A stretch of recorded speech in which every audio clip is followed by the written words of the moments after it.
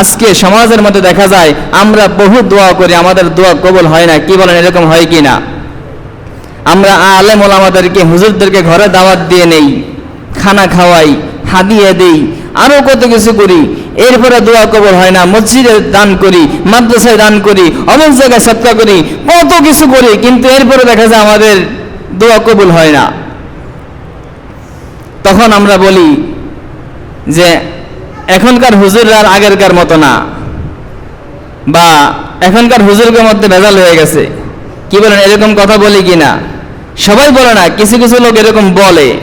কিন্তু ভাই, আপনাকে বুঝতে হবে যে আপনি হুজুরকে দাওয়াত দিলেন, আপনি মাদ্রাসা মসজিদে দান করলেন, সদকা করলেন, গরিবদেরকে খানা খাওয়াইলেন, কিন্তু আপনার মধ্যে গুনাহ আছে, আপনি গুনাহগার, গুনাহ করতেছেন, আপনার মধ্যে হারাম ইনকাম আছে, আপনার রিজিকের মধ্যে আপনার ইনকামের মধ্যে হারাম আছে, আপনি সুদ খান, ঘুষ খান, অথবা আপনি পরের হক নষ্ট করতেছেন, আপনি ভাইয়ের হক নষ্ট করতেছেন, ভাইয়ের হক আপনি বুঝিয়ে দিতেছেন না, আপনার পার্শ্ববর্তী ঘরের প্রতিবেশীর হক আপনি আদায় করতেছেন না।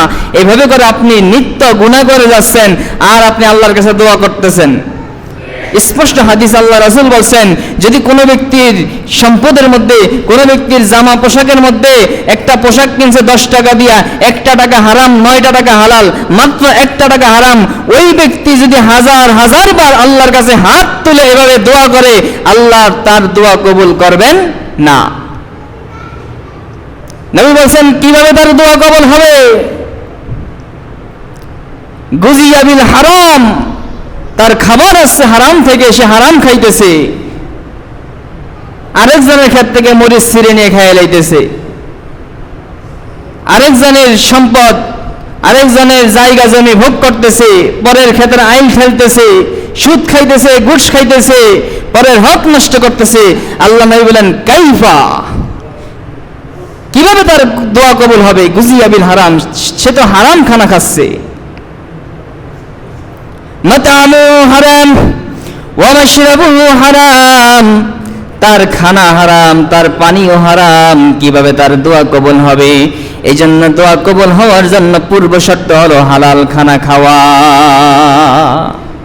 এই জন্য ভাইয়েরা আমার, হালাল খানা, হালাল রিজিক, হালাল পোশাক, যদি আপনি হালালের মধ্যে থাকতে পারেন, পৃথিবীর সব শান্তি আল্লাহ আপনাকে দিবেন। আর যদি আপনি হারামের মধ্যে সম্পর্কিত হয়ে যান, হারামের মধ্যে আপনি লিপ্ত হয়ে যান, এই পৃথিবীতে শান্তি নাই, আখিরাতেও শান্তি নাই।